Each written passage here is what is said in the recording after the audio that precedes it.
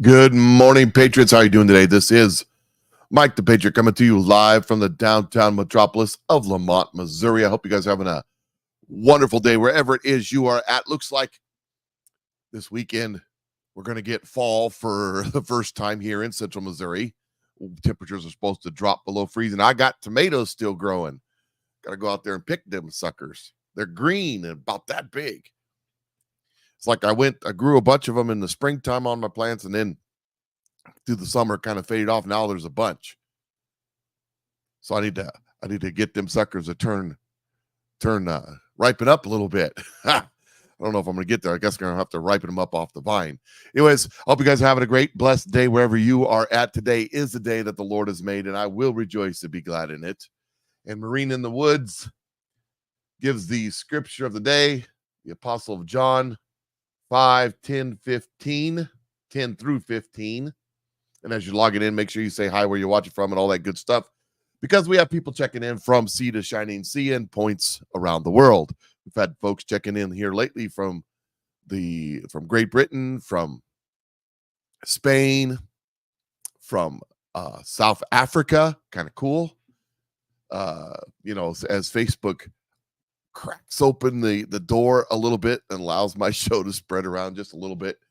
I can always tell when they're muting me, because the way the numbers are skewed.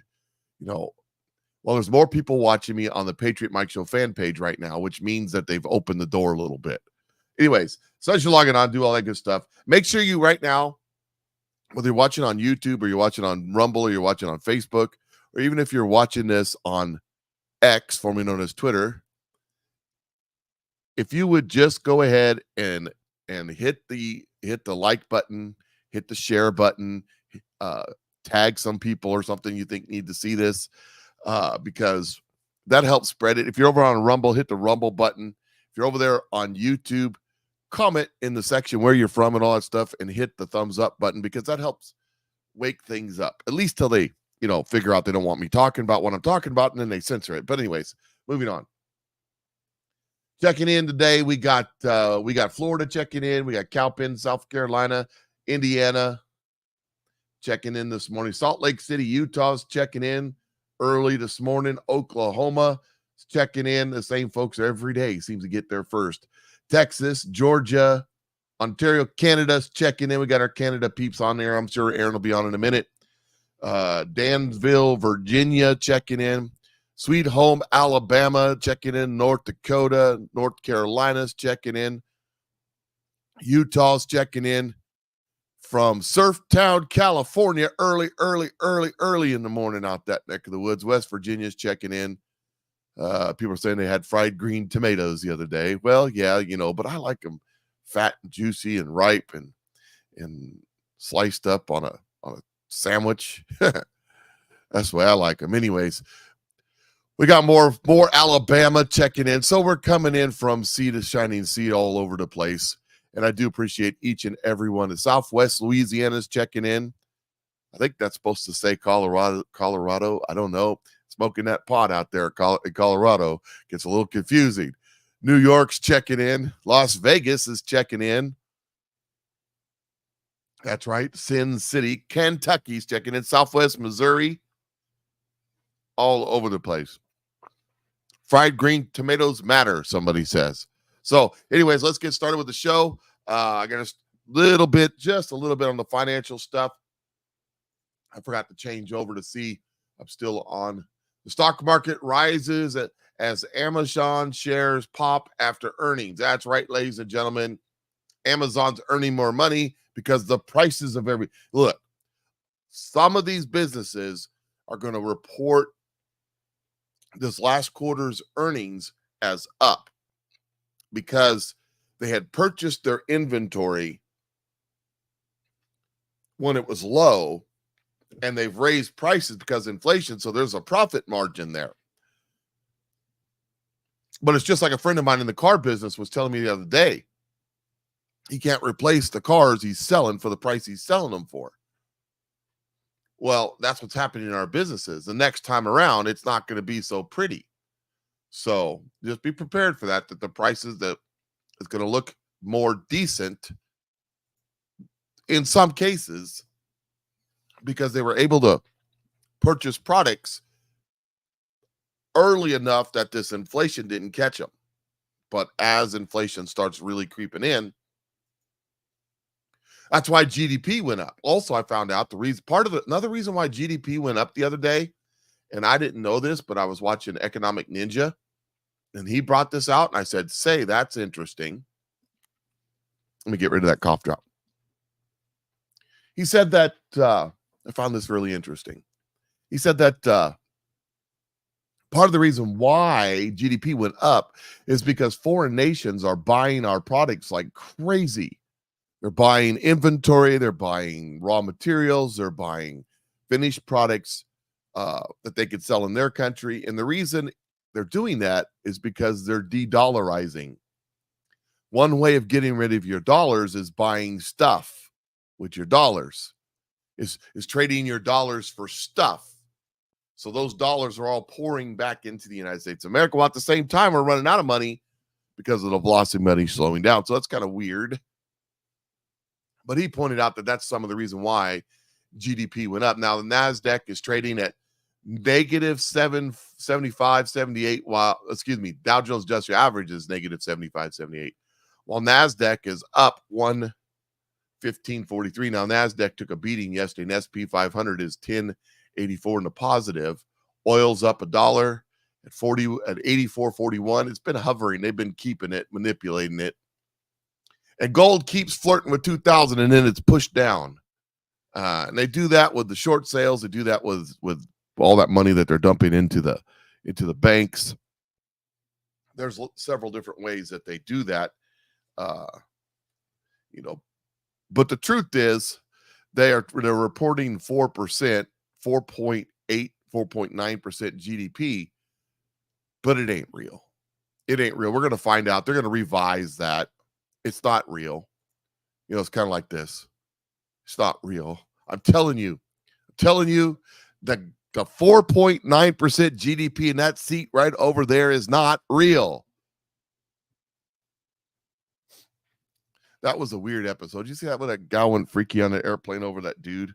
He's not real. That was weird, huh? So what's that all about? I have no idea. Maybe good drugs, or maybe lack thereof. I don't know. I don't have any idea. I don't have the answer. I don't have the answer for that. But that was weird. But that 4.9% is not. She's going to be a meme for the rest of her life. Babylon Bee's reporting, woman wishes there was some kind of job that will let her work from home and do the stuff she enjoys, like baking, sewing, and hanging out with her kids. Yeah. Well, there is a job for that. I mean, it doesn't pay as well as corporate life, but it pays well. It pays well in other benefits, like your children not being scumbags. But there's actually a movement among the Generation Z, the early 20-somethings, where they're wanting to stay home and be domesticated. Of course, the liberal women's lib type are saying, you're betraying women. Nah, let people be however they want to be. That's all I got to say. If they can pull it off, more power to them. Business versus government. In business, when profits are down, we'll just have to work harder. In government, when profits are down, the taxpayers will just have to work harder. Ain't that the truth? The printing presses. That's right. Just print more. That'll solve the problem. Just need to print more. Those doggone workers Nancy Pelosi's so fond of, got to do it for the workers. If those workers would just get to work and work harder, like I said, the only people making out like a bandit as inflation happens, and you get these pay raises, $21 an hour to work at McDonald's. Then they find out that it's not as good as they thought it was, because they're still making about what they were making, because it pushed them up into the next tax bracket. Welcome to progressive tax, sucker. The more you make, the more they take. Well, that's not fair. Well, welcome to our side of the aisle. How about that? Here's an interesting one. This is where they put together the cost of an electric vehicle and the subsidies that go along with electric vehicles and all this stuff.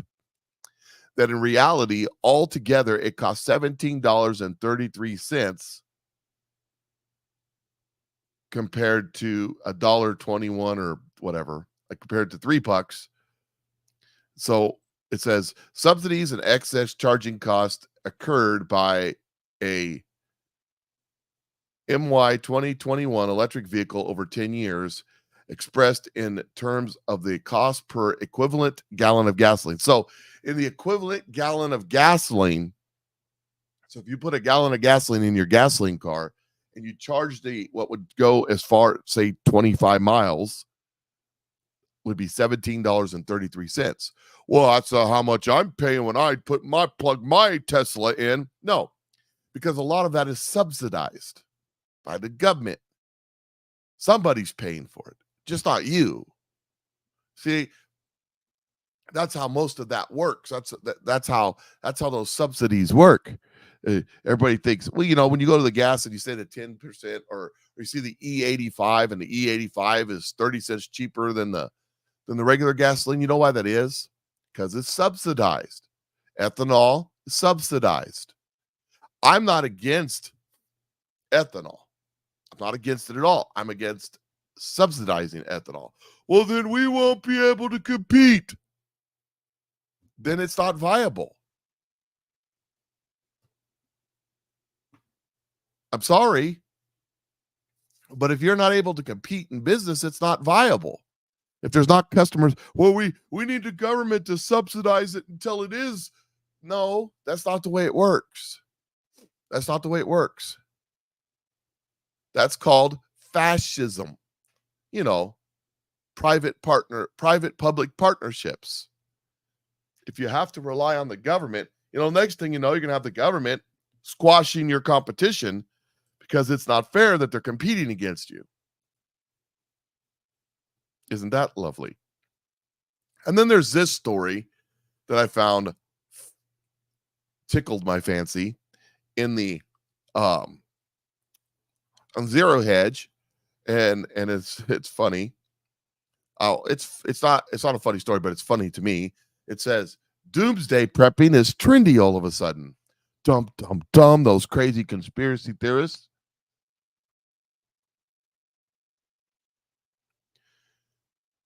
I'm looking over here. Somebody says J.P. Morgan was fined $1 million for metals manipulation. Well, that's what they do. They manipulate the metals for the government, and then when they get caught, the government fines them $1 million. But they made $30 billion doing it. Anyways, sometimes when your comments, I see them and they trigger something on mine. I have to say something.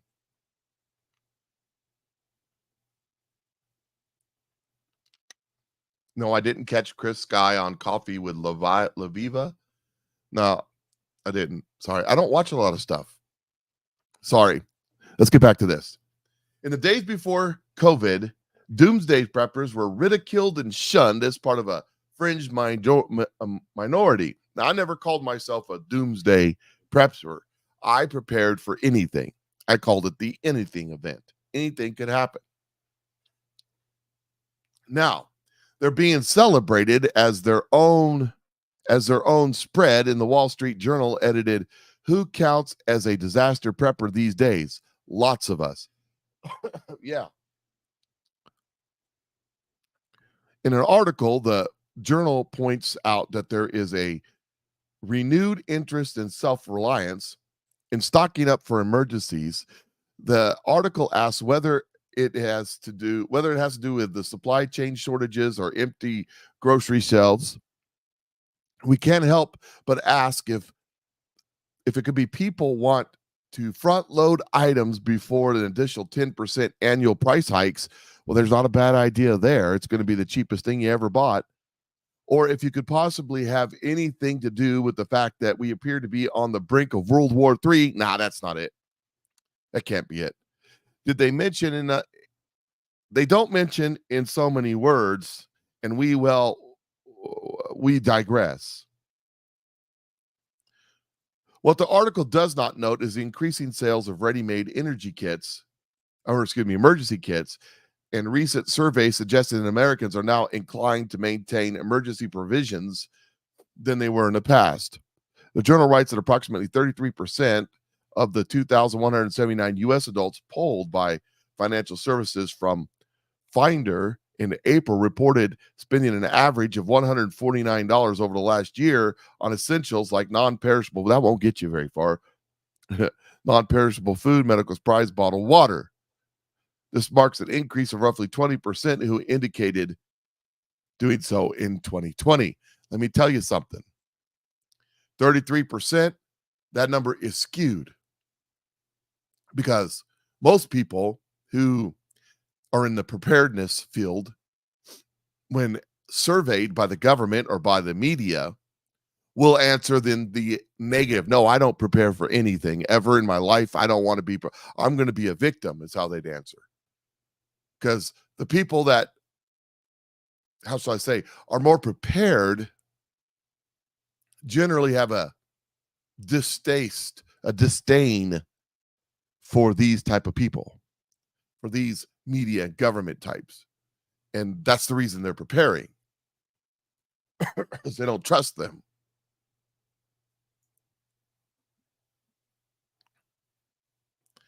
Goes on to say, of course, they took a picture of some whack jobs here in their masks.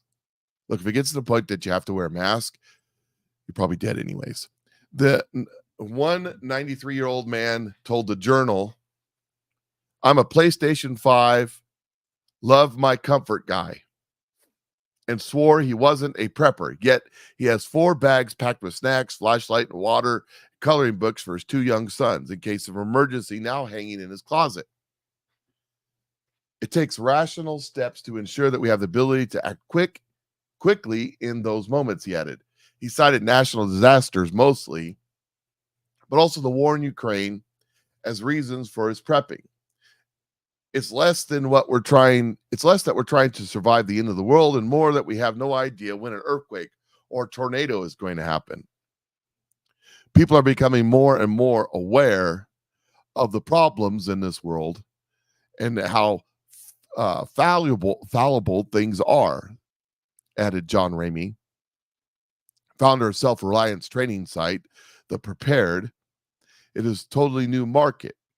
And Marlon Smith, who runs a $300 urban outdoor survival class. In New York City, Alexandra Edwards said she keeps a tent, sleeping bag, and water filtration system in her apartment. She admits it feels silly sometimes, but wound up purchasing disaster packs off of Amazon for about $100 each. It's actually for my family of 4, but I was like, you know what?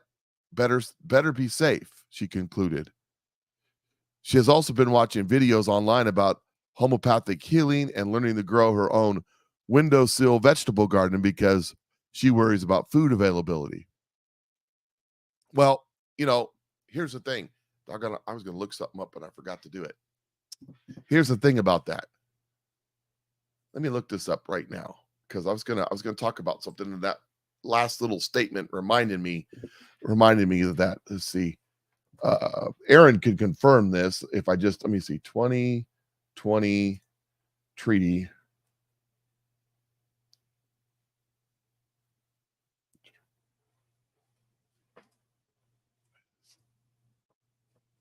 Canada and China. Y'all hear about this? Let me see if I can get this to pull up. Canada. Let me see if I can get this to pull up. If not, I'll just tell you about it. Okay, now, of course not. That's not going to pull up. Of course it's not going to pull up. I'll have to do some more. I have to go do some digging. But I'm sure Aaron's on. He can confirm this. But you go way back, okay, let me just start off with this. Thinking about things that are happening. We notice how China, through various fronts and corporations, we've got Arkansas banning them actually from buying farmland, but they're buying up all this land all over the country. Okay. Just want you to think about this for a second. Okay. They're buying up all this land all over the country. And right as the Rona was hitting in 2020, Canada announced that they signed an agreement with China. See, China was buying up land and property all over Canada for years too. They signed an agreement with China. It was actually a treaty that allowed China to use regular military forces to protect their assets inside Canada.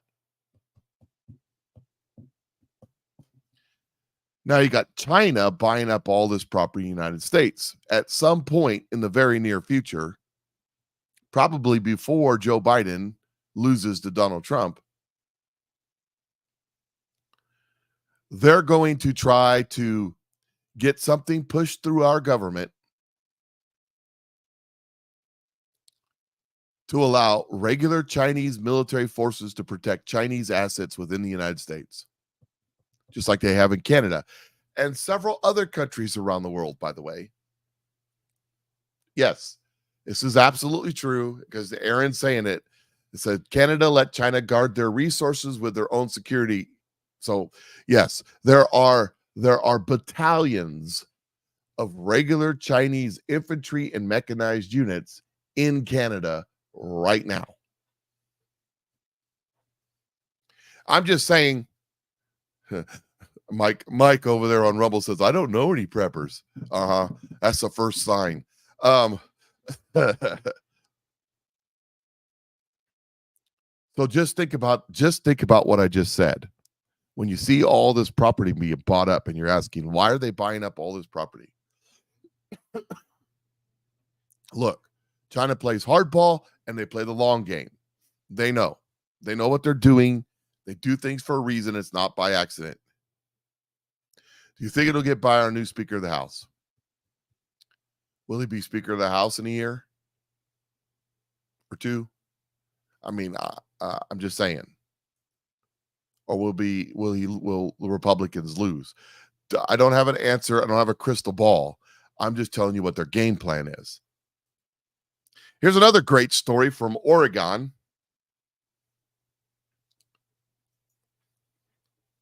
Two years ago, we discussed how Oregon schools solved declining scores by eliminating their requirements that graduates actually attain levels of proficiency in basic subjects like math and English. You know why they're doing this? They're not doing this for the children.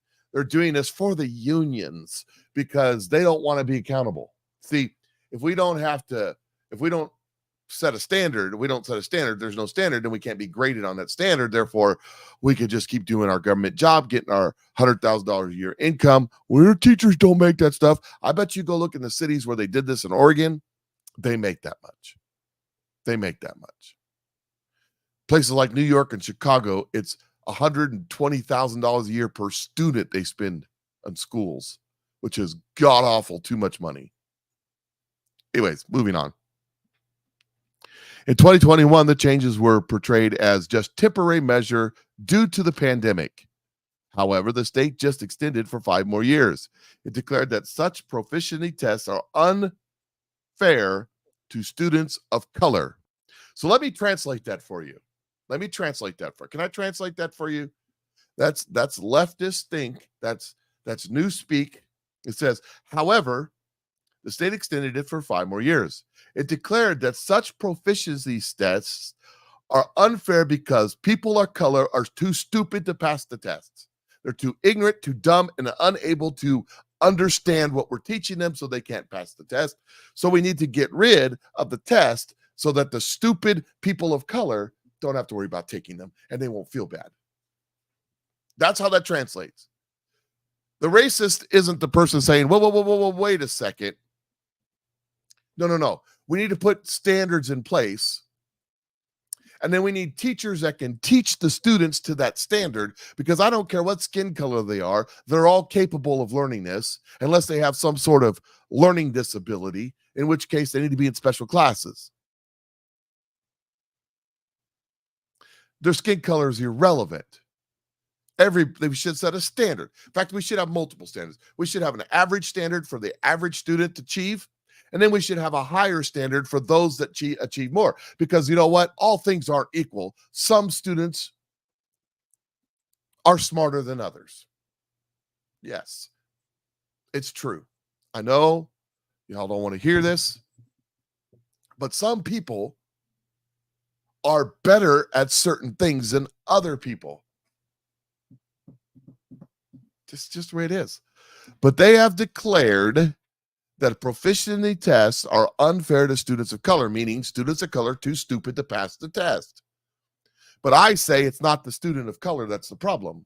It's the teacher is too ignorant and incapable of teaching.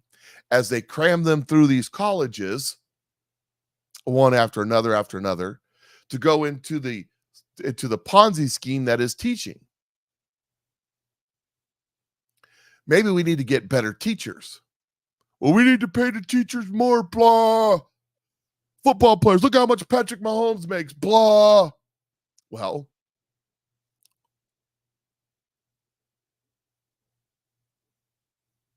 Well, I didn't call you a dummy. I said they called you a dummy. I'm just translating what they said. You don't want to know something? Here's the thing. How much income do teachers produce?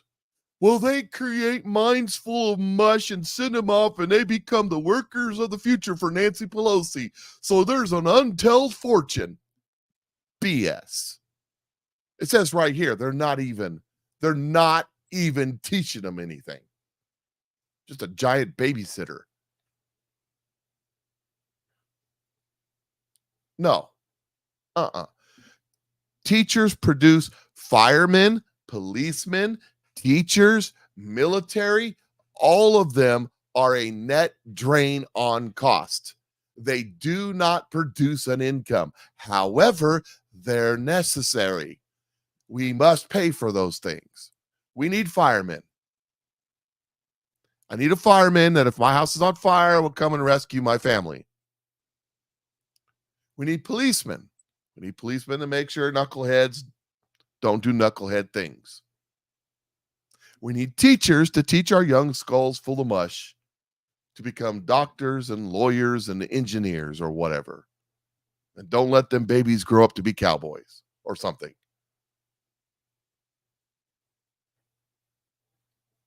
The problem is, though, that they're a drain on resources. They're needed, but they're costly. So there's only so much money. Where Patrick Mahomes or was it what's the guy out there? Proudy? What were the quarterback there for the 49ers? Real good quarterback. Or Carson's up there in Minnesota.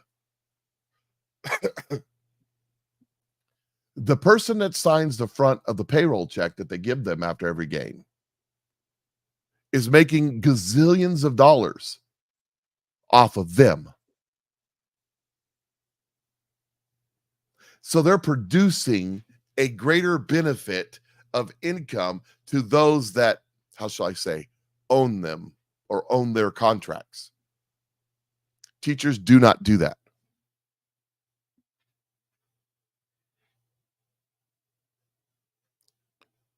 Well, see, let me ask you, Ronald Shea says they're there to prepare our children for any type of career training. Let me ask you a question. In our current system of schools,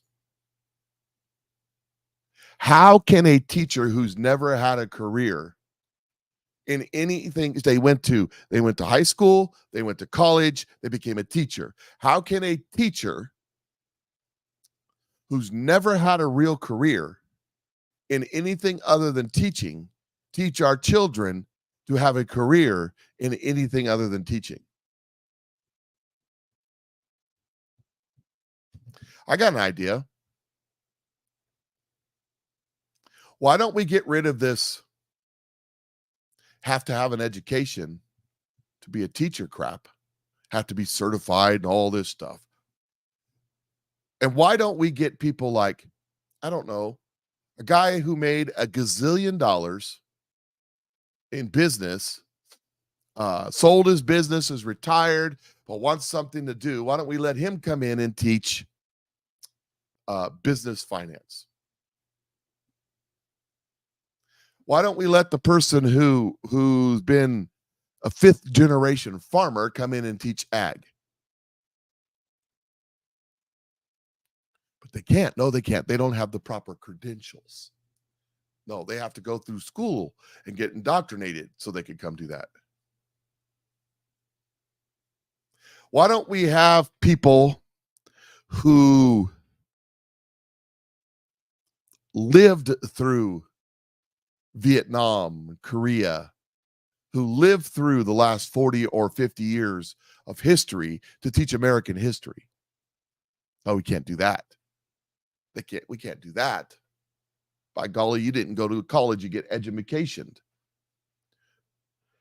Why can't we do that? Because that would mean that the control that the government has on colleges would go away.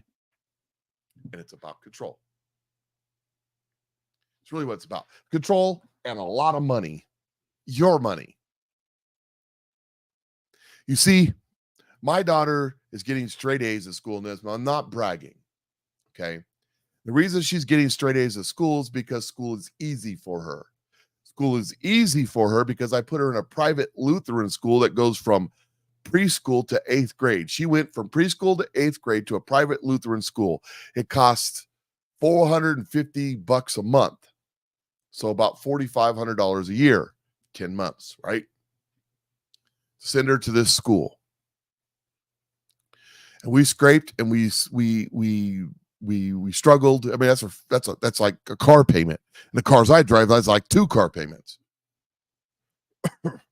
But it's paying dividends now that she's in a public high school, because even with all of her extracurricular stuff that she does, she's getting straight A's because they taught her for about 1/10 of the budget in our local neighborhood reading, writing, and arithmetic.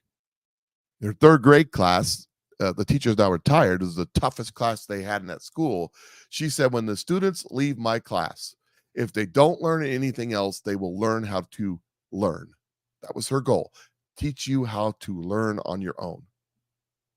And now when she's in high school, because some of the stuff that she's learning as a sophomore, she already learned in the 4th and 5th grade. I'm just pointing that out. Of course, let me say this too, when it comes to this.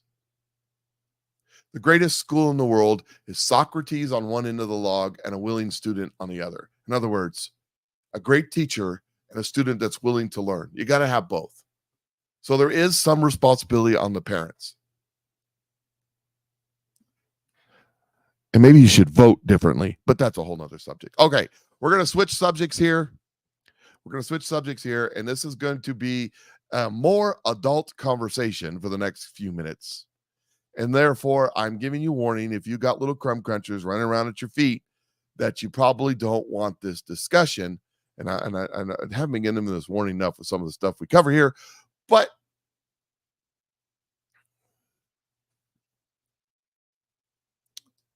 let me just say, oh, she's not getting bored. She has plenty she's got plenty. Don't worry. She's pushing herself. She's not bored. She has goals. She wants to go to the College of the Ozarks. That's a college where they don't accept a lot of people. They don't accept any government money whatsoever. And you have to work. They have a restaurant and they have a farm and they have so she'd love to work on a farm, by the way. So she has goals, and you got to have a high academic standard, and you got to have extracurricular stuff. And she's doing it all. So she has a goal. So 3, if you're not off already, I'm going to give you a countdown. 3, 2, 1. Okay, we're gonna cover this. This is the the first pronouns in the Bible was when Jesus asked the demon and said, what is your name? And they said, we are legion, for we are many. Here you go. Now, I identify as trans and genderqueer, and to me that means I like to play with. Oh, hold on. I'll try that again at a decent speed. Now, I identify as trans and genderqueer, and to me that means I like to play with gender, I like to problematize gender. I like to confront gender norms in how I present and how I move through the world. I feel female and male. I feel both and neither one. And so many of the labels that we use in this area feel equally authentic and inauthentic. And I simply can't tell when one gender ends and another begins. I was also questioning the impact of technology on gender. Medical interventions allow some of us to change our primary and secondary sex characteristics. We have phalloplasty that creates a penis and a scrotum and testicles. We have vaginoplasty that creates a vagina and a vulva. We have chest masculinization and breast augmentation, all of which create bodies that are readable to outsiders, but it's clear that cisgender bodies are still the reference point. But will technology give us options that are artistic and creative? Artificial limbs even now can transmit rudimentary sensory data back to the wearer. And it seems to me that a fully functional, artificial, sensate penis is maybe not that far off. But do we have to stick to penis and vagina norms? Can we have genitalia that look like flowers or abstract sculpture? Can we have multiple? Can they be interchangeable? And what about other areas of the body? Gender is about joy and wisdom and happiness and personal growth and enlightenment, and we can embody our genders in empowered acts of self-creation. The trans community is increasingly determined to make sure that everyone has access to the full multiplicity of genders and that all are valid and valued. Create a world in which we're safe and we can thrive. That shouldn't be a surprise to anyone. Tolerate us? Accept us? You should revere us. We're confronting boundaries and deconstructing assumptions made by history and society, and we are evolving gender into something wondrous. We hope the world will learn from our wisdom, but our very presence demonstrates the immeasurable potential for human existence.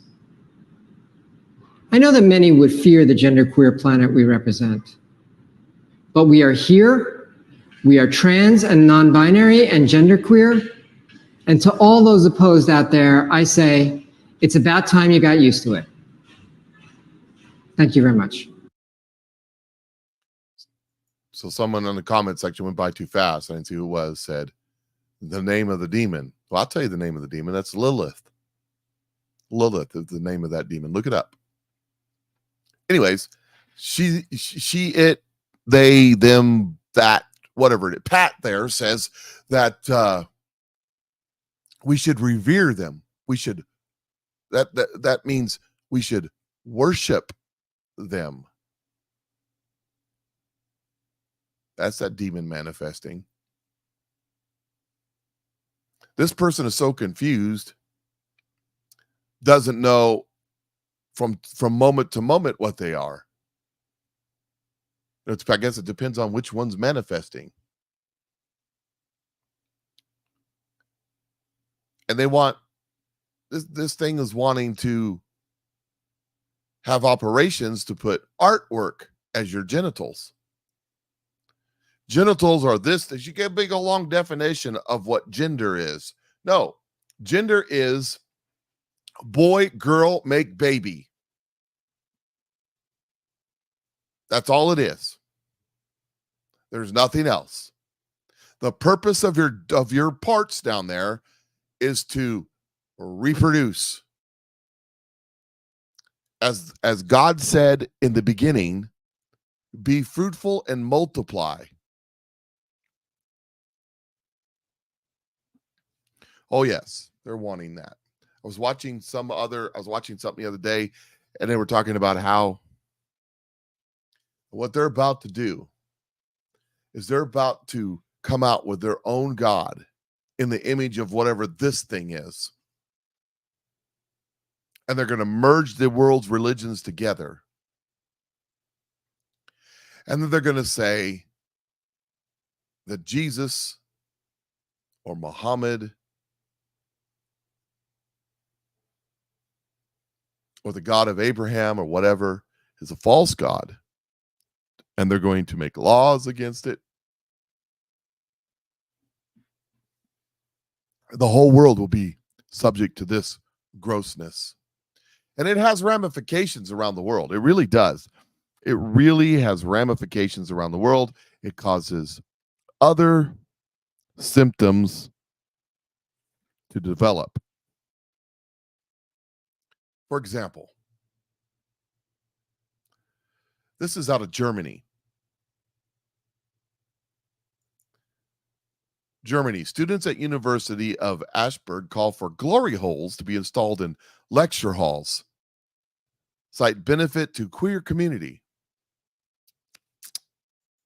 That's a hole in the wall that you things happen. Just use your imagination. And if you don't know what it is, don't look it up. You don't want to know. They want it in lecture halls. So when you show up for your lecture halls on the diversity of the transgendered parts, you can have your part, how shall I say, stimulated in a hole in the wall in public because, well,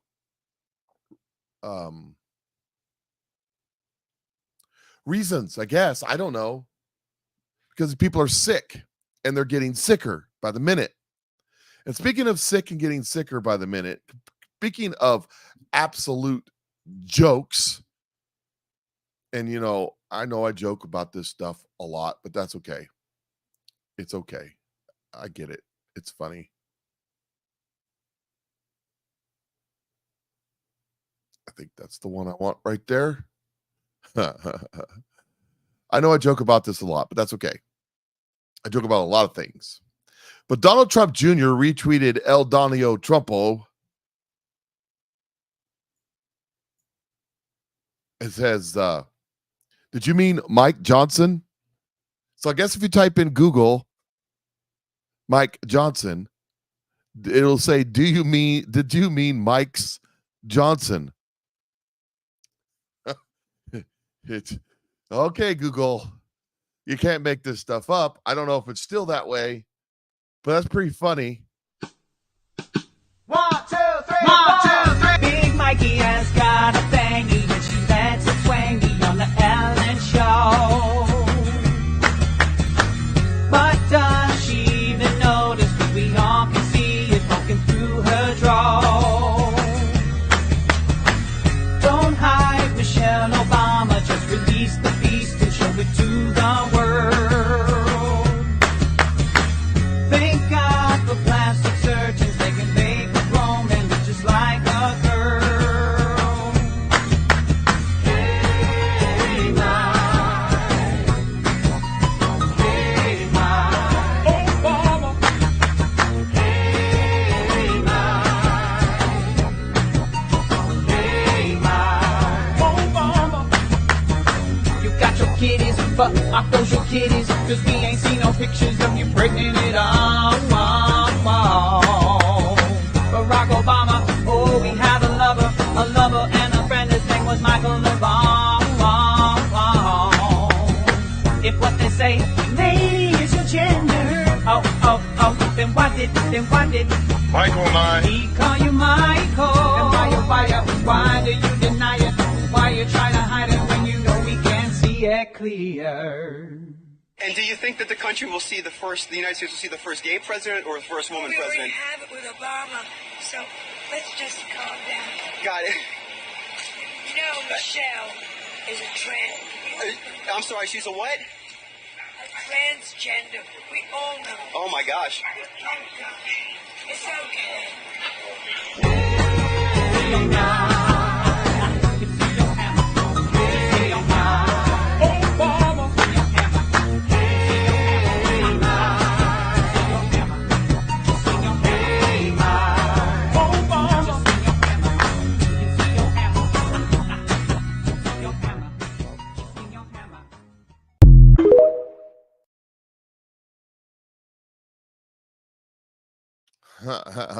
Hey, Mike, there's something going on. There's a little more there than the law allows or something. I don't know. But that's oh, well, We live in an interesting time and an interesting world, don't we? I mean, it's crazy, crazy. Looking for a post and I cannot find it. We're going to switch gears here a little bit. So there's news going around.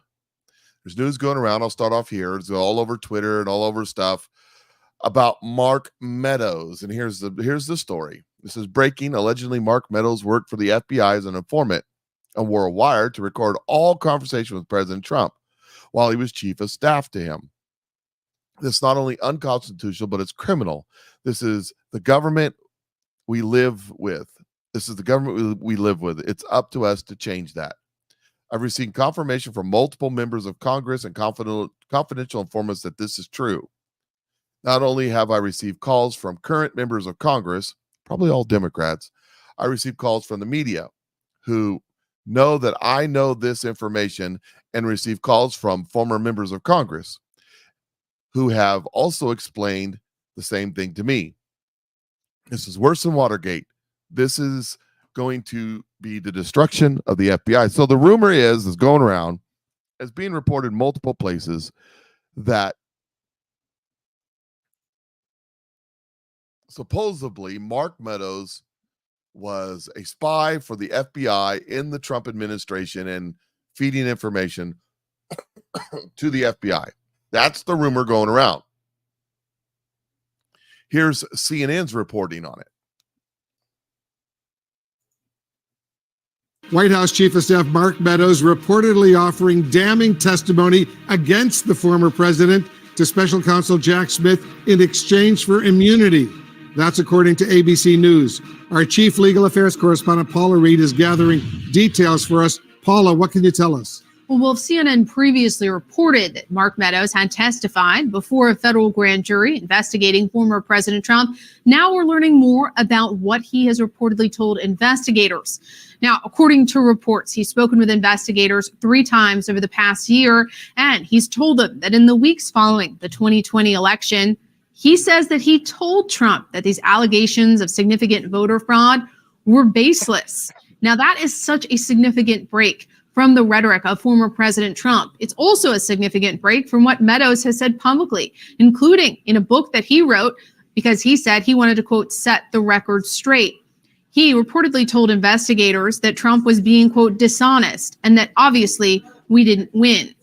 Now, Meadows is seen as a critical witness. He was the White House chief of staff, and he can offer keen insights into Trump's actions and state of mind following the election. Now, he also allegedly told investigators that he has never seen any evidence of fraud that would keep now President Joe Biden from the White House, and that he agrees this was the most secure election in U.S. history. Okay. Yeah. So that's what's going around. That's the story, and they're sticking to it. Except Catherine Herridge has been all over this the last couple of days on Twitter. She says, new statement from George whatever his name is, Willinger, lawyer for the former chief of staff, Mark Meadows, storming stories claiming to have knowledge of a deal or that he has some form of animus towards President Trump, have zero idea what they're talking about, and he will not be intimidated by anyone. See, what we have here is a wrap-up smear. When the government identified him as a prospective witness, Mark Meadows committed to telling the truth and only the truth. Time and time again, he sought to protect presidential privilege and testify when the law required him to do so.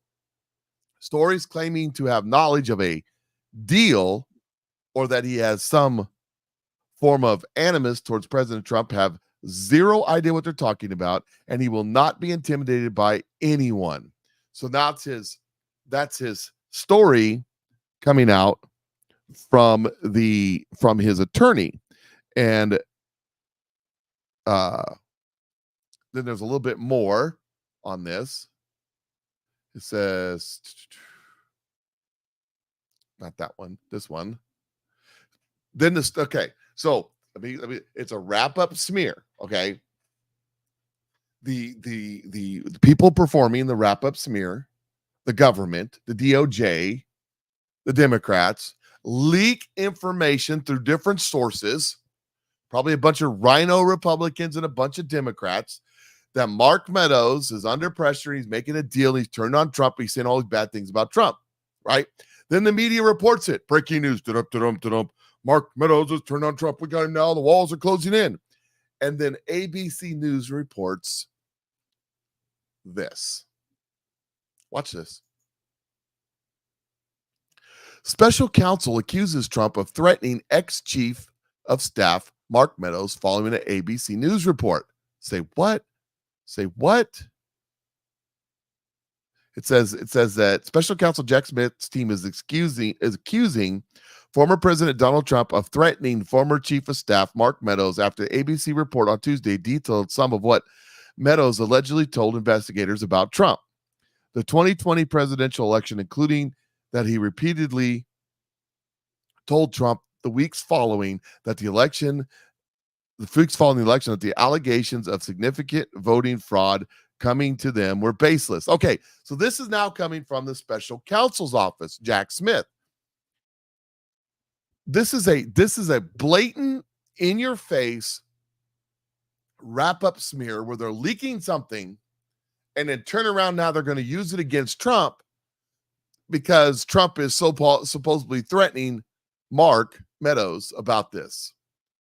Now they're going to say, well, Donald Trump needs to go to jail or whatever. They're going to, it's a bunch of malarkey. A bunch of malarkey. Gateway Pundit reporting. Exclusive. There it is. To the Gateway Pundit. Mark Meadows Spock's refutes latest rumors about former Trump chief of staff wearing a wire. Completely false. Mark Meadows has been a frequent target of tyrannical left since, he accepted the job as president's chief of staff in 2020 to 2021. Remember, this was the guy that was put in right at the end. Trump made a bunch of moves right at the end that were curious. Meadows is a popular member of Congress who fought back against the Uniparty and co-founded the House Freedom Caucus along with Jim Jordan and others. In 2015, Mark Meadows filed a resolution to remove the worthless John Boehner as Speaker. In 2018, Mark Meadows famously confronted Rhino Speaker Paul Ryan on the House floor. Since leaving the White House, the American left has been working day and night to destroy him and his colleagues who were loyal to President Donald Trump. At an event in 21, Mark Meadows told the website how difficult life was for him and others since leaving the White House. Recently, the fake news media has been on a nonstop assault against the good man and Trump loyalist. Mark was one of 19 charged in August by the lawless Georgia AG Fani Willis, whose case has fallen apart, by the way, in her lawfare case against President Trump. Mark Meadows was reportedly charged in Fani Willis' case for asking for a phone number over a text message. That's right, ladies and gentlemen, you cannot ask for phone numbers over text message. Those are RICO charges. This is just the latest assault on Mark Meadows. This week, the fake news came out with several vicious attacks on Mark Meadows, saying the voting fraud coming from Trump were baseless. Trump even defended Meadows, saying, Mark Meadows never told me that allegations of significant fraud about the rigged election were baseless. He certainly didn't say that in his book. Trump added, I don't think Mark Meadows would lie about the rigged and stolen 2020 presidential election merely for getting immunity against prosecution by a deranged prosecutor, Jack Smith. But when you really think about it, after being hounded like a dog for 3 years, told you're going to go to jail for the rest of your life, your money and your family will be forever gone, and you are not at all interested in exposing those that did the rigging. If you say bad things about the terrible monster Donald J. Trump, we won't put you in prison. You can keep your family and your wealth, and perhaps if you make up some really horrible stuff and out him, we may very well elect a erect a statue of you in the middle of our decaying, now very violent capital, Washington, D.C. Some people would make that deal, but they are weaklings and cowards, and so bad for the future of our failing nation. I don't think Mark Meadows is one of them, but who really knows? Make America great again. Was that a backhanded slap? And then today, there was a report that Mark Meadows was wearing a wire when he worked with Trump as chief of staff. Allegedly, Mark Meadows worked for the FBI as an informant and wore a wire and recorded all conversations with President Trump while he was chief of staff to him. This is not only unconstitutional, but it's criminal. This is the government we live with. It's up to us to change that. I've received confirmation from multiple sources. That's the one I just read to you. So here's the post. The Gateway Pundit reached out to Mark, his spokesman, on Thursday for a response to the latest accusation. Ben Williams, Mark's longtime spokesman, who served with Meadows in the White House, sent this response. This is completely false and straight out of the Twilight Zone. That's his response. That's Mark Meadows' response. This is completely false and straight out of the Twilight Zone. Why are they doing this? Because their whole thing against Trump is falling apart. And Trump, understand that in these cases, if they prove there's election fraud, then there's no case. If they prove election fraud, there's no case. If they prove election fraud, probably the people bringing the charges go to jail, not Trump. And that's what they're concerned with. And they are definitely concerned of this. Here is some information that's breaking about this. John Harold, Patriot, says, President Trump will offer classified information at trial relating to the foreign influence activities impact the 2016 and 2020 elections, as well as efforts by his administration to combat those activities. He was doing what he had been elected to do. The part that's highlighted says, with the 2020 election, President Trump will offer classified information. This is inside of his team's response to the charges. So this is a court document. President Trump will offer classified information at trial relating to foreign influence activities that impacted the 2016-2020 election, as well as efforts by his administration to combat those activities. President Trump will also present classified information relating to the biased and politicized nature of the intelligence assessments that he and others rejected during the events in question. Okay, so Donald Trump's prepared to introduce classified information to court that proves that there was foreign influence in our elections. Q said in one of his posts, how do you present evidence? Ladies and gentlemen, if Donald Trump's got classified information that proves that there was foreign influence in the 2020 election, I don't care who you are, that's called evidence. But then again, you know what the Democrats are going to do. That's what they're going to do. I don't know nothing. I see nothing. I hear nothing. They're not even going to bring it up. They're going to reject it. They're going to reject it completely. They don't want to have nothing to do with it. Because they're scared. They're scared. Here's another one. There's another one's bringing the same thing. Looks like Trump is ready to turn the tables on the DOJ intelligence community for foreign interference in 2016-2020 elections.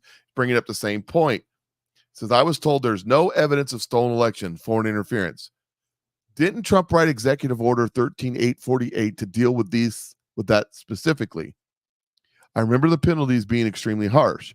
I wonder if any have been implemented already. Because, of course, Trump wouldn't just let them get away with it. Not with all the evidence of the last 7 years now. And before that, too.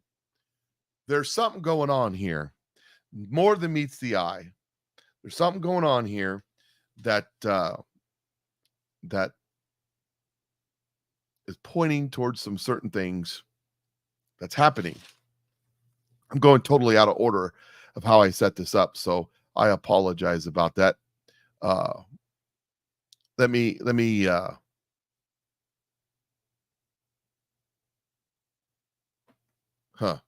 yeah. Let me okay. Let me change subjects just a little bit here again, because I want to go in a different direction, because I want to point something out that's happening here. So we got Trump on trial in Georgia, Trump on trial in New York, and Trump on trial federally for all the same kind of stuff. This is an investigative report from a television station in Georgia about how Georgia enacts its laws. Watch this. This closed door, a place where legislators and corporate lobbyists have an equal vote, a place they don't want you to see. You need to be credentialed at registry. We are credentialed. We're Georgia media. Are there legislators in there? Are there legislators in there? We are Georgia credentialed media. Here? Please step over here. What? There's Georgia legislators here. Are laws being made in there? This isn't the state capitol. It's a resort hotel in Savannah where lawmakers are wined and dined as members of the American Legislative Exchange Council, or ALEC. What is ALEC? It's really a corporate bill mill. I mean, they're cranking out legislation, putting it in the hands of legislators who go back and file it. Georgia Senator Nan Orrick would know. She was once an ALEC member. What happens in these back rooms? There are votes taken that have the corporate folks at the same table voting with the legislators on what bills to pick. And that at its core just screams out inappropriate. You're telling me that in these rooms, a corporation has an equal vote with a legislator on a piece of legislation? They absolutely vote, and the truth be told, they write the bills. ALEC bills come complete with blanks where legislators need only fill in their state name, like the Asbestos Claims Priorities Act. This Georgia law that now prevents many asbestos victims from suing corporations matches the ALEC bill clause after clause, often word for word. The final vote was taken here at the Georgia Capitol, but the bill was first approved here, inside a Las Vegas casino at a closed-door ALEC meeting. Records show the 3 Georgia senators who sponsored the bill received more than $22,000 in ALEC scholarships to attend resort meetings the year before, during, and after the asbestos law was passed. This is money from corporations to legislators, but it's being filtered through ALEC, and they get a tax write-off? Well, ALEC is a 501c3 organization, charitable educational purposes. That's right. ALEC is an educational charity. The signature of Georgia's Speaker of the House, David Ralston, appears on this 2013 ALEC fundraising letter. He writes, "Your support of the scholarship fund is critical, enabling Georgia legislators to attend the annual meetings. Donations are 100% tax deductible and fund education efforts for legislators." Who's doing the educating? Inside. These are Republicans, by the way. We couldn't show you. We saw the lobbyist for the cell phone industry seated across from Georgia State Rep Ben Harbin right before we were pulled out. Here we're credentialed to observe legislators here in Georgia wherever they meet to discuss laws. He's calling for backup. ALEC staffers had 4 off-duty sheriff's deputies standing by while we talked with the group's director of communications. Can we do an interview with you? Actually, no. Why not? If you'd please turn the camera off. No, we can't turn the camera off. That's one thing we don't do. Okay, well then I'd like to have you escorted out of the building, please. Okay, I'm a guest of this hotel. I'm actually staying here. You are staying at this hotel. So here's the question is, if Georgia legislators are meeting here, we're credentialed right here to see Georgia legislators making laws. Are they discussing things that could become law here? Georgia legislators are here participating in discussions, or they're learning from legislators from others. So why can't the people who elected them see the process? This is a private meeting. A private meeting paid for by whom? By our members and donors. Our lobbyists, correct? No. Are you here for this conference too? Are you We met 2 lobbyists and a state representative from New England in the hotel bar the night before and recorded our conversation. You have to pay your own way? Well, on a trip like this, that's where you would come in. On a trip like this, I'm the state Yeah. And I look for financial support. Right. Lobbyists, people like, to send us like a couple $1,000 every so often. That gives me money to help those folks with. Now, on the other hand, we pay more fee here, so it helps support them. and you do. I see. So the lobbyist fees to come to the event actually help subsidize the legislator coming here. Are lobbyists, correct? No. They're not lobbyists. The ones that we recorded in the bar last night aren't lobbyists who are here members. He signals to the sheriff's deputies. All right, I'm a guest of the hotel, Not sir. for long. Not for long. I'm here, but paying guest of this hotel, sir. We'll take care of that. Escort you up to your room and get your things. Did we violate some law or something? I mean, are we violating a law here? Don't say nothing. One of the Georgia senators who sponsored that asbestos bill, Renee Unterman, told the 11 Alive investigators she later dropped out of ALEC, calling it a group of angry white men controlled by industry, not legislators. Major corporations like Atlanta-based Coca-Cola have also dropped out of ALEC. Wow, eye-opening to say the least. Do lawmakers have to report payments for travel to these kinds of resort meetings? You would think, Brenda, but in Georgia, the answer is no. We filed half a dozen open records requests with Georgia legislators, including the Speaker of the House asking for receipts and reimbursements to ALEC events. Well, today we received this letter from their lawyer. Your request is denied. Quote, the General Assembly is not subject to the Georgia Open Records Law. In other words, lawmakers specifically exempted themselves from a law they passed to make Georgia government more transparent. It's a good thing you made it out there. Those armed guards were standing for you. Yeah, absolutely. This is just baffling. We'll stay on. Yeah, and we wouldn't know it had it not been for this No, report. no. All right, Brenda, Thanks. thank you. Mind blowing. And this happens everywhere. This happens everywhere. They're buying our government. Remember what fascism is. Is it corporate government or government corporate? It doesn't matter. It doesn't matter. It's all the same. And these people are getting rich. Stinking, filthy, miserably rich off of you. And then here's this story. I've had this story for a couple days and I haven't been able to get to it, but I made it a priority today because it's really starting to hit the news. FBI received criminal informant information from over 40 confidential sources. I think I talked about it a little bit yesterday. Okay.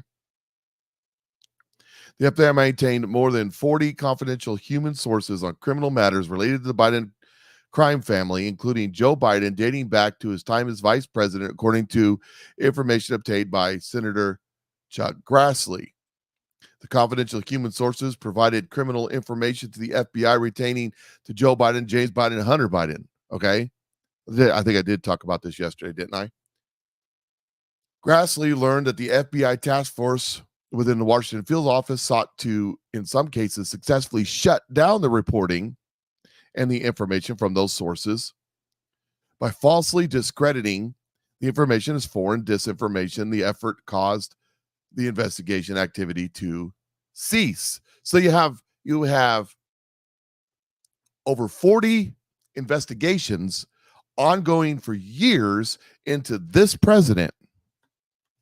Before he was president, when he was vice president, after he was vice president, money laundering, all the stuff that was going on that we just watched in that video, but this is on steroids. This is on steroids. And now it's starting to make the mainstream. The mainstream starting to talk about it. I got a report here from Fox News. Here's Fox News reporting, Laura Ingraham reporting. And from more than 40 confidential sources on the Biden family.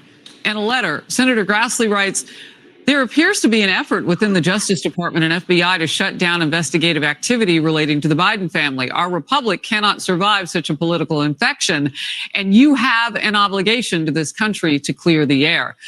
Senator, that's more than obnoxious. It's dangerous. Well, unfortunately, we can't trust top officials in the FBI anymore. Their credibility is shattered. You take a look at how they, tormented President Trump when they knew that, for example, the Steele dossier was sourced by somebody they were investigating as a Russian spy, and then they have 40 human sources saying that there's potential criminal activity within the Biden crime family. Senator Grassley and I, of course, laid out the millions of dollars that flowed into the labyrinth of companies designed for money laundering in our report. And the FBI had a program, a scheme to turn all that derogatory information and say that was Russian disinformation. So this is corruption at the highest levels. There are way too many people involved in the FBI in this thing.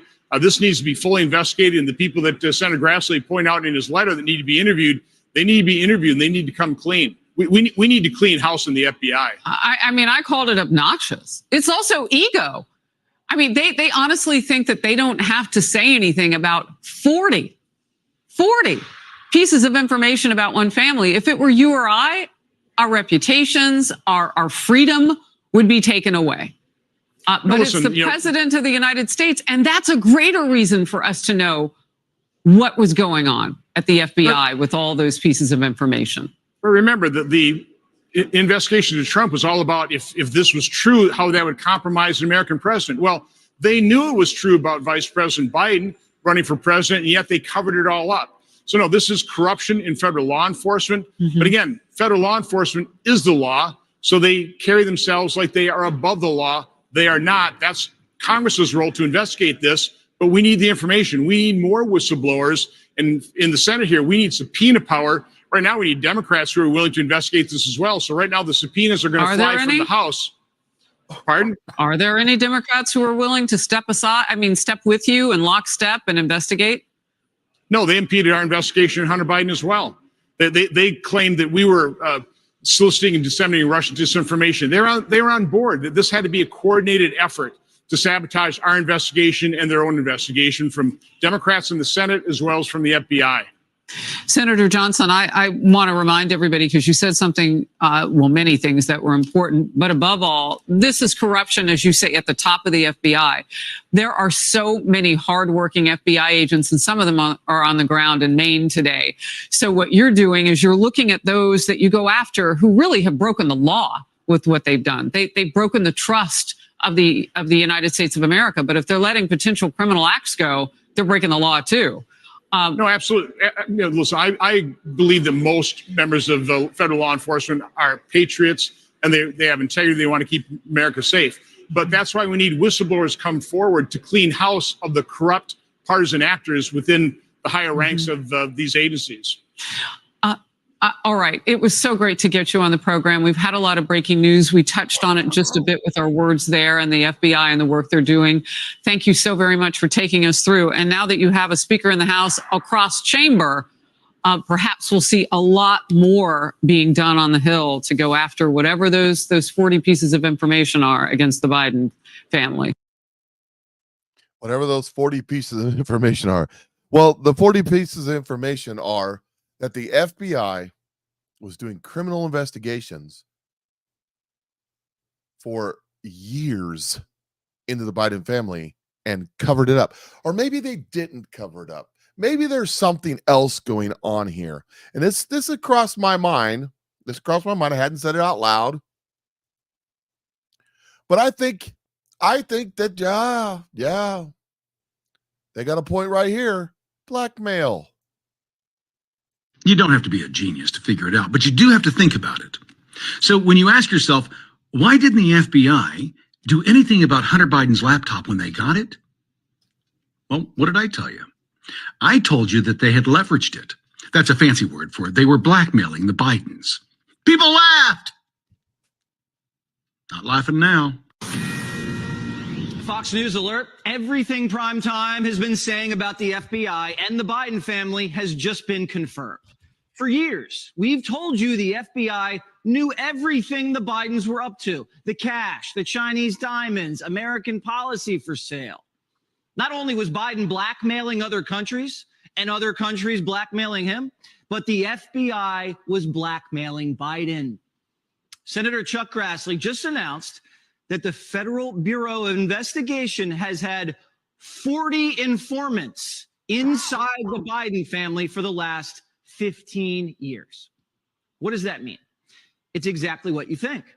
40 FBI informants, going back to the time Joe Biden was vice president, have been providing criminal information to FBI field offices throughout the country. 40 FBI informants have been feeding the Bureau exactly what Joe Biden, James Biden, and Hunter Biden have been doing all over the world. Primetime isn't sure the FBI had this many informants working on the Trump campaign.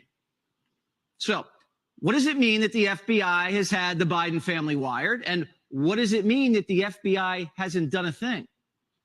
Well, it tells me that the FBI knows all of the president's dirty laundry and is blackmailing him. Because Senator Grassley also revealed that multiple FBI field offices tried to run this criminal information back to headquarters and were blocked at every corner. This criminal activity was shut down during the Trump impeachment, shut down before the last election, and it's still being shut down today. Grassley says FBI headquarters deliberately smeared criminal information coming from FBI informants about the Biden family as foreign disinformation, when in fact, after an exhaustive examination, there's never been any information that any of this has been foreign. Even the FBI informant that said the Bidens shook down Ukraine for a $10 million bribe, that was vetted and found not to be foreign disinformation. But it gets worse. The FBI's attempt to follow up on the $10 million Ukrainian Biden bribe was shut down. The FBI informant who said there's 17 tapes of Biden talking about bribes, that too has been shut down, despite that there's no evidence that this is foreign disinformation. And while all of this is going on, the FBI has been actively planting information against Donald Trump, doctoring emails and disseminating fake dossiers. The FBI used Biden to get revenge on Trump. They got a dirty politician elected so they could defeat a politician who caught them trying to frame him and fired their director. And now we have a compromised president in the White House being protected by a rogue gang of sick agents. And the American people are the real victims of this stupid inside game. You're paying more for everything. The border's wide open and crime is sky high. And we have 2 proxy wars that Biden can't manage. All because the FBI believes it's more powerful than democracy. It's like curious, isn't it? I mean, that's what these shady politicians do. I mean, it's like a cheap TV series. Everybody's trying to get leverage on everybody else to force them to do what I want them to do. Joe Biden is so completely compromised by everybody. That's why he's the perfect Manchurian candidate. Besides that, he has dementia and doesn't know what he's doing. They own him. Everybody owns him. You know, in street vernacular, he's everybody's rhymes with which. Begins with a B. Literally. In the full extent of that word. He's owned.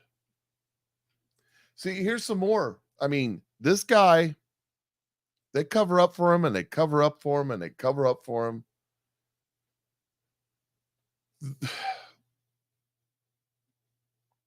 This is coming from a prosecutor vetting Hunter Biden's case dealt with very unusual hurdles. Former U.S. Attorney Scott Brady found the Department of Justice process in 2020 for investigating public information about Hunter Biden's involvement in Ukraine very unusual. A heavily bureaucratic, he told Congress in a closed-door testimony this week. Brady, an appointee of the former President Donald Trump, told House Judiciary Committee, according to the transcript reviewed by the Washington Examiner, that he experienced abnormally elaborate approval process and weeks-long pause in work.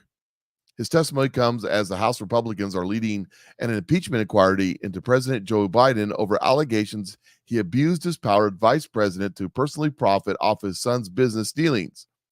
Part of the inquiry involves examining whether Hunter Biden received special treatment from the DOJ while it was conducting its own investigation into President's son.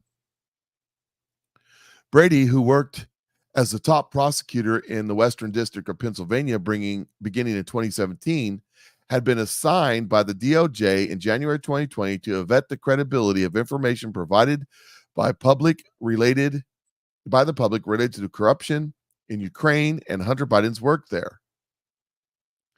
He was then required to brief the U.S. Attorney's Office that he had relevant ongoing grand jury investigations on his findings. Those offices were in Delaware and in the eastern and southern districts of New York, Brady said. He also worked with the FBI field offices corresponding with those districts. Brady described being hit with walls at times when trying to speak with the Delaware office, led by now Special Counsel David West, and the FBI and with FBI headquarters.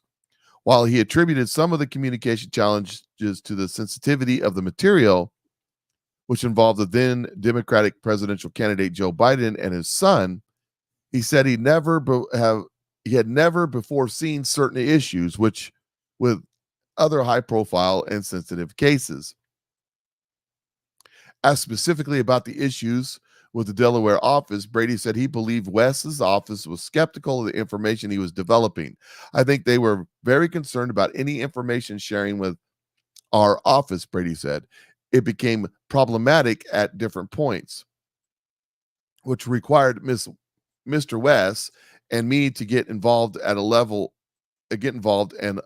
set, as it were. But it was regularly a challenge to interact with the investigative team in Delaware.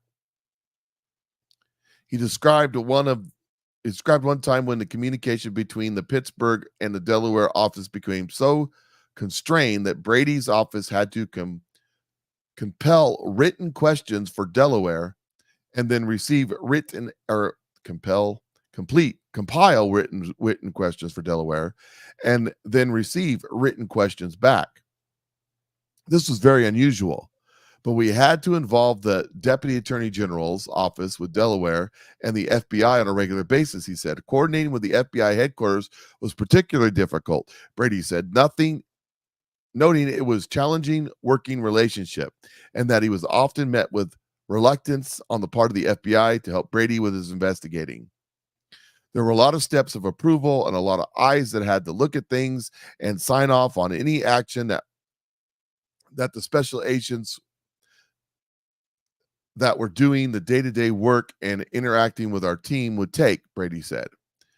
Asking if he found the process normal, Brady said, not in my experience. In my experience on most investigations, even sensitive investigations and or public corruption investigations, it was usually contained within the FBI field office. He said at one point that he needed an extension for his work and that it required approval from 17 different people, mostly at the headquarters level. We were told by special agents that they had to go pins down somewhere for 2 weeks or 3 weeks at a time before they could re-engage and take additional steps because they were still waiting on, again, someone within the 17 chain sign-off to approve. And had you ever seen a 17-person sign-off required on an FBI, Brady was asked by the committee. He replied, never in my career. Brady also said that he was never informed that the FBI had possession of Hunter Biden's abandoned laptop, which the Bureau subpoenaed to obtain towards the end of 2019. He described feeling surprised by the laptop upon learning about it from the New York Post in the initial story on it, which was published on October 2020. Brady said, I would never have expected that to be shared. I would have expected that to be shared.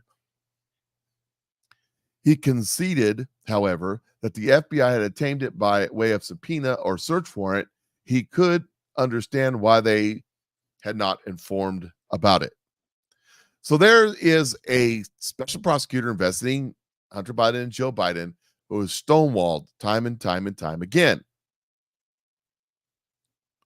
Here's another story. It says prosecutors say Biden bribery claim was credible enough for further investigation, but the FBI resisted. Bombshell testimony of the federal prosecutor initially probed the Biden family dealings in Ukraine told Congress his team had corroborated enough of the FBI informant's claims of alleged bribery scheme involving Joe Biden to merit further investigation, but he encountered unprecedented foot dragging and the reluctance inside both the FBI and the Delaware U.S. Attorney's Office that took over the case. Just the news has learned. So this is another story from the Scott Brady that there was enough evidence out there that it merit further investigation, but the FBI, the DOJ, stood in the way. We don't want to investigate this. This is prior to Joe being selected president. And of course, if you go on Twitter and you read the stories on Twitter and you look at the comments, all the lefties are saying, he wasn't president at that time. It's okay to take bribes. Yeah, but the stuff in Ukraine, he was president at the time, in charge of Ukraine.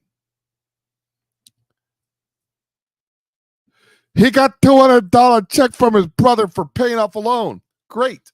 Show us the loan. They don't have that information. They don't have that information. So, yeah. Show us the loan. Hey, do me a favor. Go check out the product. Have you tried OVA yet, ladies? Have you tried it? Why not? You know, this product right here is changing the game for ladies.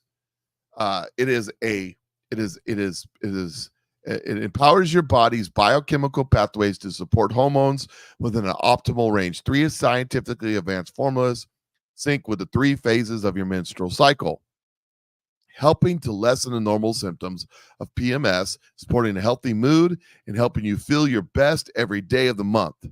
And it's hormone-free. There's no hormones, and it's all natural stuff. And what it does is it keeps everything on an even keel. You know, as you go through the month, ladies, you know what I'm talking about. I don't know from experience. I just know, you know, I have a wife, and a couple of daughters. You know, we all have to live with it, right? And as you go through the month, right, your hormones go one way and then they go another way. You're happy, you're mad, you're sad, you're upset, and you don't even know why sometimes. You just are. And everything puts you on edge. Well, this does is it mellows that out. It keeps everything the same. It makes it so you don't have the big spikes, that you feel better. My wife says it makes her more focused, gives her more energy, gets rid of the brain fog, makes her feel less stressed and like things are coming at her too fast and all this stuff. Calms everything down. She says it is changed her life. She hasn't felt this good in years.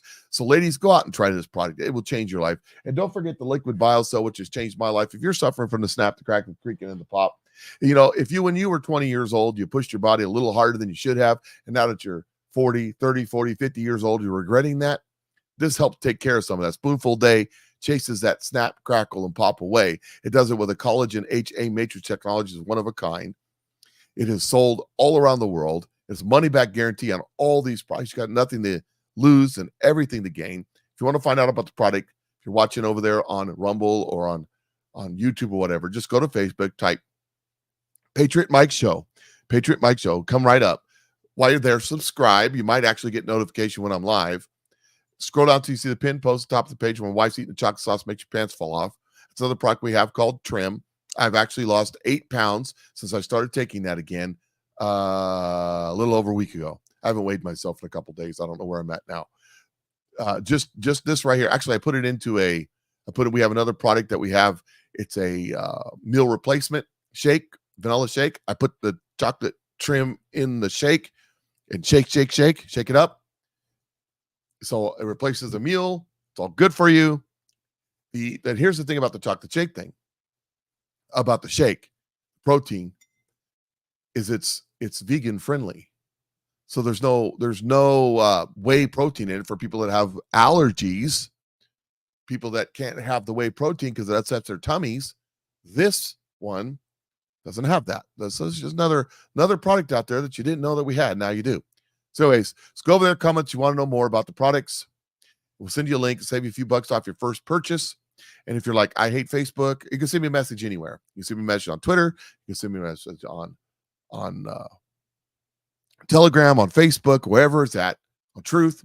We'll send you a link either way, or you can send me a text message to 660-620-2644 or an email to patriotmikeshow@gmail.com. Again, we'll send you a link.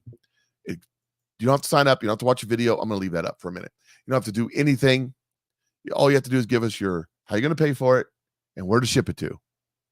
There is an opportunity for somebody who wants to make a few extra bucks at this, but that's not the place to do it. If you want to know about that, I'll send you a different link. All right? A different information. I could picture Mike as a pitch guy for QVC. Ha! That's funny. Don't make me laugh. I couldn't do it. Anyways, so that's my story, and I'm sticking to it. Now, hey, so do me a favor on all the channels. Right now, hit the thumbs up button, hit the reaction button, like, comment, share, and tag a friend. Right now, do that.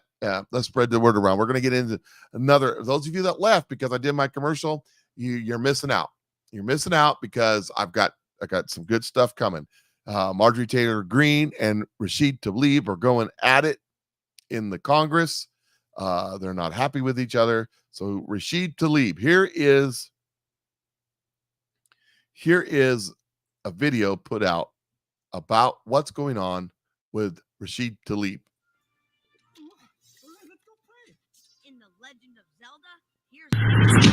It's a kind of a calming feeling when I think of the Holocaust.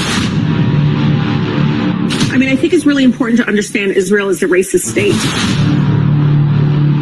I mean, this is an apartheid system. I mean, As they shouted ceasefire, they shouted not in my name. As they shouted never again to mayhem. In Russia and land the Muslimin in the crowd today.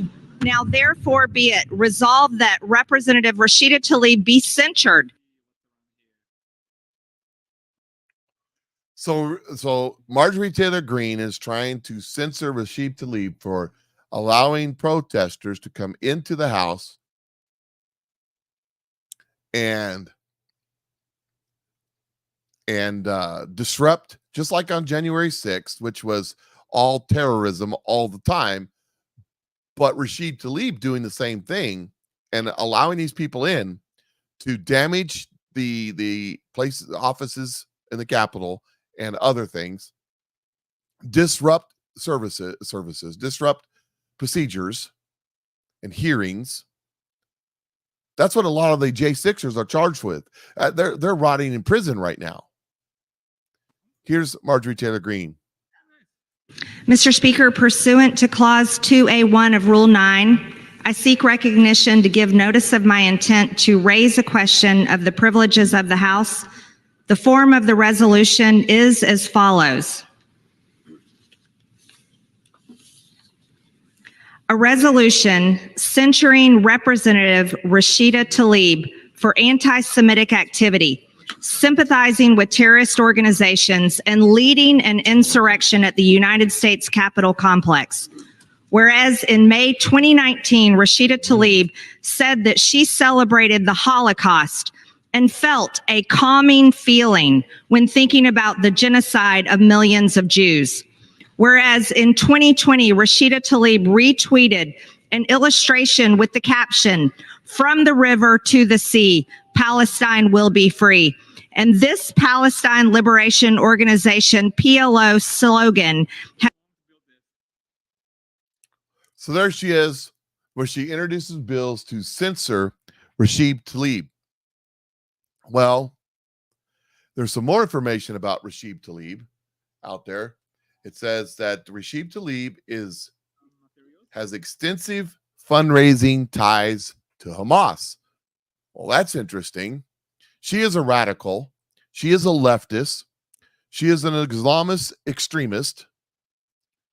And she may actually have ties. Did I leave this one up? Yeah. Let's see. 3 right here. She may actually have ties, according to Newsmax, to extremists like Hamas. It says there was something going on. Hold on one second. There's something playing in the background somewhere. I'm not sure where. Let's see if I can find it real quick. On one of these things I have up, I imagine. Right there. I found it. Okay. So here is Rashid Tlaib's ties. Let's go back to it. Representative Rashid Tlaib, Democrat, Michigan, has extensive fundraising ties to Hamas supporters and, in fact, hired 3 activists with links to terrorist organizations to fundraise for her 2018 campaign, according to investigation by a watchdog group, Canary Mission. The congresswoman, who has long been accused of anti-Semitism, don't like Jews, and who has come under fire for refusing to remove social media posts blaming Israel for Palestinian Islamic Jihad attack on Al-Aba Arab Hospital. That's the bomb. That's the missile that fell in the hospital. Actually, the parking lot. The hospital's still up and running. In the northern Gaza Strip, hired one person who spent 8 months in prison for alleged connections to Hamas, according to the Canary Mission. Tlaib used pro-terror Facebook page, PAC USA, to raise funds for a 2018 campaign, and in 2015 co-founded the Detroit-based anti-American, anti-Israel, pro-terror hate group Black for Palestine, the watchdog added. A co-founder of the latter used the group to work with members of the Popular Front for the Liberation of Palestine, the PFLP, and Hamas as terror groups in 1997. This is truly wild. Adam Carindo, a senior Washington Free Beacon reporter, tweeted, appears to show direct line from Hamas supporters to Tlaib's financial channels. So there's a direct connection between Rashid Tlaib and Hamas terrorist groups in her fundraising. Now, it's illegal to raise funds from foreigners unless you're a Democrat. Then it's not illegal. Then, in a counter move, House Dems moved to force censor vote on Marjorie Taylor Greene. Vermont Democrat Representative Becca Blaint on Thursday moved to force a censor vote on Georgia Republican Representative Marjorie Taylor Greene on the same day that Greene introduced a censor resolution against Michigan Democrat Representative Rashid Tlaib. I've seen this spelled like her name's spelled like 53 different ways. Blaint first brought up the resolution in July, citing Greene's merit of controversial post or public statements, but on Thursday moved to force the vote on her privilege resolution, giving the chamber 2 legislative days to consider it. According to the Hill, Blaint cited Greene's own resolution as part of her motivation. The fact that on the very first day of his leadership, House Speaker Mike Johnson lets Marjorie Taylor Greene bring to the floor a resolution that's riddled with lies and falsehoods on my colleague. It won't stand, she said Thursday. When first introduced the resolution in July, Blaint insisted that censoring the Georgia lawmaker was a vital to preservation of the nation's democracy. Too bad we don't have a democracy. We have a representative republic. For me, censoring Representative Taylor Greene is about the health of our democracy and the faith in our government. By the way, you have the lowest polls in the history. I mean, literally, people would rather have root canals than trust in their government. Literally, people trust, literally, as my daughter would say, literally, people trust ex-football players in Southern California with gloves and knives more than they do Congress. Yeah. Anyways, She went on to say, unserious elected officials like Taylor Greene make a mockery of our democratic institution and derail us from the urgent work we've been tasked with. This job is about availing suffering and supporting our communities. No, it is not. That is not your job of Congress. Constitutionally, your job is to uphold and defend the Constitution. It has nothing to do with suffering. The government, as a matter of fact, nowhere in the Constitution does it enumerate suffering. Nowhere. Therefore, you are strictly prohibited by the Constitution to do anything about suffering. That is a state level, not a federal level. Sorry. And instead, Taylor Greene uses her position as a microphone for conspiracy theories and hate speech. Of course, hate speech. Anything I don't like is hate speech. Greene, for her part, formally introduced a resolution to censor Tlaib on the same day over her participation in a pro-Palestinian protest, mostly peaceful, that saw demonstrators occupy the House Commons office building and her anti-Israel statements. The Georgia lawmaker accused Tlaib of being a terrorist sympathizer and of heeding Hamas' call for a day of unprecedented anger by participating in the protest. Tlaib, for her part, dismissed Greene's move, saying Marjorie Taylor Greene is Marjorie Taylor Greene's unhinged resolution is deeply Islamophobic, and attacks peaceful Jewish anti-war advocates. Ask Aaron if he's still on here. Those people dressed up in Jewish garb that were protesting with the pro-Palestinian protesters that were mostly peaceful in the House. Remember, all the J6 protesters are in prison for that. Are not Jews. They were just dressed up mocking Jews. I'm proud to stand in solidarity with the fake Jewish peace advocates calling for a ceasefire and the end to violence. I will not be bullied. I will not be dehumanized. I will not be silenced. She continued, as she dehumanized Jews and Israelis. I will continue to call for ceasefires and for immediate delivery of humanitarian aid so that Hamas can reload and rearm and do it again. For the release of hostages and those arbitrarily detained. And for every American to be brought home. I will continue to work for a just and lasting peace that upholds the human rights and dignity of all people and ensures that no person, no child has to suffer or live in fear of violence.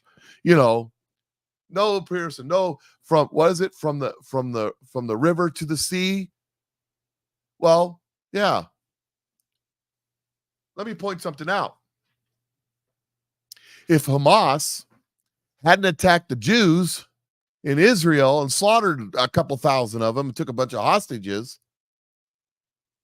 there'd be peace right now because Israel was on a peace basis. I told you the story a week ago about how Hamas admits that they were playing Israel for the last couple of years to get their guards down to perform this attack, that they've been planning it for 2 years, that they were playing like they was wanting peace. And they were signaling that they wanted to talk, that they wanted to do the right thing, that they wanted to become a member of society of nations around the world and all that. You know, that 3 times that I know of, Israelis with the UN, the United States have negotiated peace, and that they wanted to give up those territories to the Palestinians to form their own country, and that they denied it each time. They rejected it. Do you know that Hamas, the declared terrorist organization, has been voted for by the people multiple times?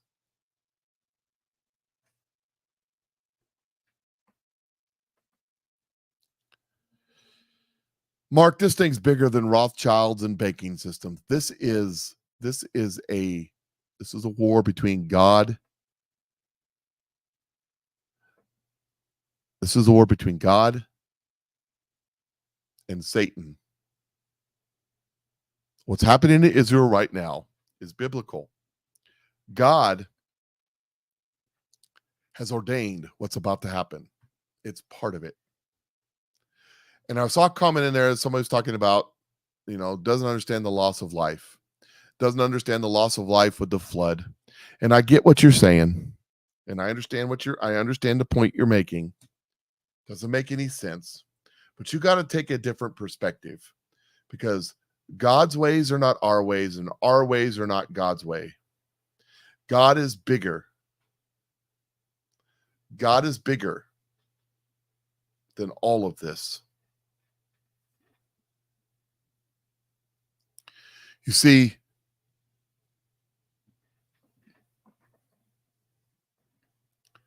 you're an eternal creature. When you die here, you don't die. You go there. The question is, where do you go? You are going to live forever. And God understands this. That this life here, this flesh of dirt, is temporary. Why did he have the flood and kill everybody? Because the whole world was corrupted and evil and had chosen sides, except for basically Noah.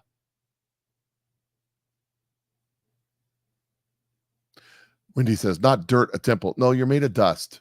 And when you die, it'll go back to dust. The temple is spiritual. The whole world was corrupt and evil. And God wanted to start over. He could have just destroyed us all. But that's because you got to understand that this is a temporary place that we are. That this is not what we were meant for. This corruption, this evil. War is because man is evil.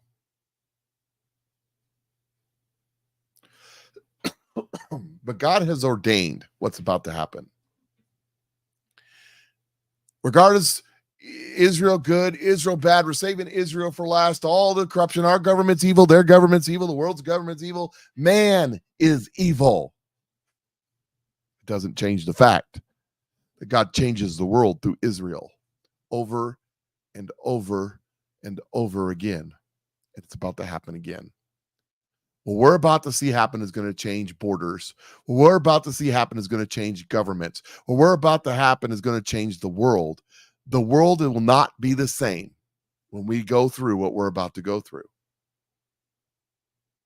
People are going to die. And not just in Israel and not just in Gaza. A lot of people are about to die for various reasons. For war, because of famine, because of strife, because of riots and looting, because of worldwide financial collapse. I don't know the timing of it, but I know that it's happening. But that's because this life is temporary. And all of this that's about to happen is to show that God is real. God's going to step in at a time of his choosing when he alone will get the glory. And the world will shift. If you read the Bible, over and over again, there was moments of time when crisis occurred. And the world shifted when the world said there is a God in Israel. When the world said, when worldwide empires bowed a knee to the one true God, the God of Abraham, Isaac, and Jacob. The world has gotten away from that. Most of our governments serve a God other than that. Serve a God of secular humanism. Serve a God of, it's even worse than that. Mike, can you explain why your views? Man, you got to forgive Stu Peters, Aaron. It's going to eat you up on the inside. Just let it go, man.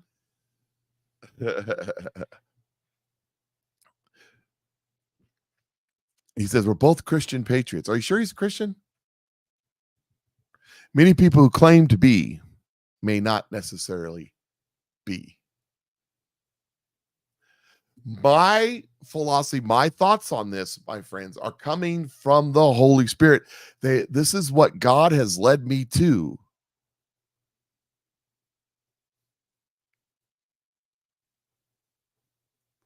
Don't believe the hype that's out there. Don't believe the propaganda that's out there. Seek God, trust his face, seek God's face, understand that God is in control of all of this and always has been. Nothing is a surprise to him. Nothing is a shock to him. They're doing things in secret, these government people. They think they know what they're doing, but they don't have a clue. Because God sees them. He knows their plans. He knows what they want to accomplish. You know, he says to these people, like Noah Harari, Yuval Noah Harari, like Klaus Schwab, like Hillary Clinton, like Bill Clinton, like Barack Hussein Obama.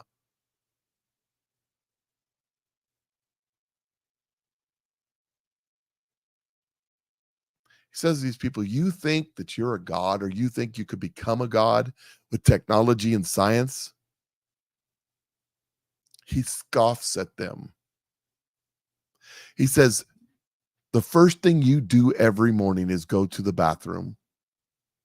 How are you a god if you can't even control your own bowels?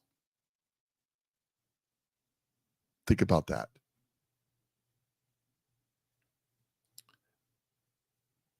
We are on the precipice of World War III.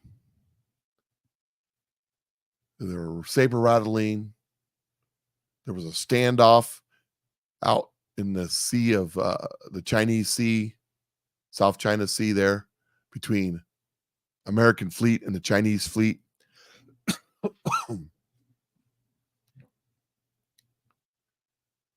We have people pushing for a proxy war with Iran, or even a direct confrontation with Iran. There are people in our government that want to start World War III in order to hide the atrocities that they were doing, to hide the financial collapse that they know is coming. They know what's going to happen. That's why they're making moves to protect themselves. I don't think they know what's going to happen. I think they have an idea what's going to happen. I don't think any of us know what's going to happen. I think it's going to be way bigger than we ever could imagine. I've been pumping this stuff and throwing this stuff out there in one form or another for 4 years almost since I've been doing this. And you got to believe. I still believe it 100%. Now, I've evolved in my understanding of things. But God, look, your flesh and bones, your life on this planet isn't as important to God as your eternity. Eternity is an awfully long time.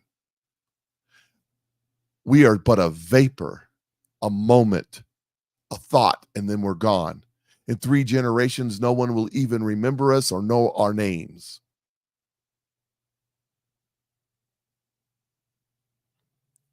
The Bible says that you live your whole life acquiring things only to die, to leave them to someone who didn't earn them, that it's vanity. We spend our whole lives chasing our rear ends, going in circles to accomplish nothing, only to die to find out it wasn't about any of that.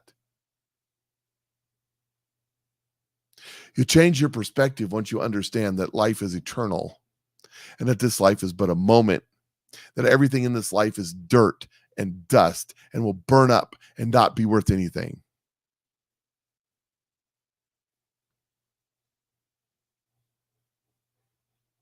When you cross over to that next plane of existence, when your spirit man leaves this bag of flesh and this breathe your last in this realm and enter the next, the question is, where will you stand? When you stand before the judgment seat on that day, and the accusers across the way accusing you of your life story, of all the things that you've done, all the sins, and it's all true, and you know it. And God looks at you and says, what's your defense? It's the only thing between you and the righteous God of the universe. Is the defense that you can create out of your own head. You'll be cast into hell. Because you cannot stand in the presence of a righteous God and be unrighteous. But there is no one that is righteous. No, not one. We have all failed. Except that when Satan accuses you, God looks for judgment, and he looks at you, and he sees his son who died on the cross to pay that price that you have to die to become righteous again. Someone has to die to pay for your sins, and Jesus did that on the cross.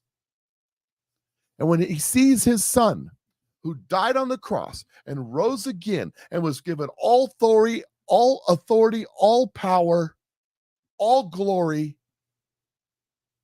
sitting next to the Father with his enemies as his footstool, and he's standing there as your advocate, the only thing God sees is his son.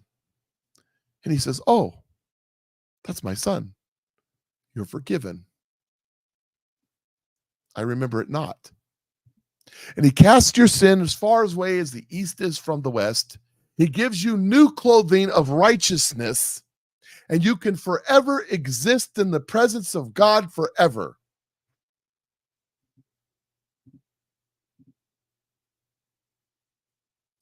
And how far away is east from the west? Let me tell you something. Someone said this the other day. Do you know if you go north long enough, you'll eventually go south. And if you go south long enough, you'll eventually go north. Except for you flat earthers, I don't want to talk about it. Doesn't fit my analogy. This is my analogy.